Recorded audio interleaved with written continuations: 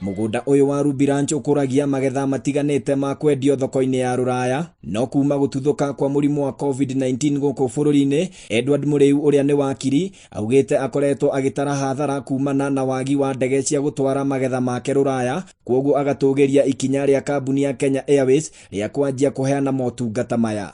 Nitwoni Kenya Airways nirokire na nirambia gukua mirigo ikaruta itiiri yakuaga andu ikambia gukua mirigo na tureciria o tungithianga tuthiangite ona bei ya gutwara mirigo nanja ni kugwagwa. Indi ona kuri o uguo murimi uyu augite gucokereria kwa motungata maya kwaga kumaguna, kuona kambuni ino ni iramarihia goro gutwara magetha maya thoko-ini cia ruraya ikiringithanio na thogora wa kambuni iria ikoretwo ikiheana utungata uyu kwa ihinda ria mweri umwe muthiru.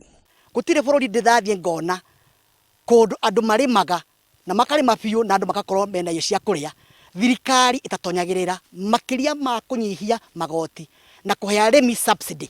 Gutire njira ingi nene thiini wa bururi uyu ingihota kwandika andu ingi makiria tiga urimi. Muriu ongereire ati kugacira gwa sekta ya urimi wa magetha ma guthie na ihenya gukuringana na ihinda riria king'uki giki gia COVID-19 gikuoya. Na general industry yothe ona thiini wa thiri ni kuhotoma gwa kahinda tondu otorera kio ni muthenya wa ira nitureciria hihi UK ni mekota ku lift kindu gegwitwo lockdown no marami extend na thiku ingi 21. Uguo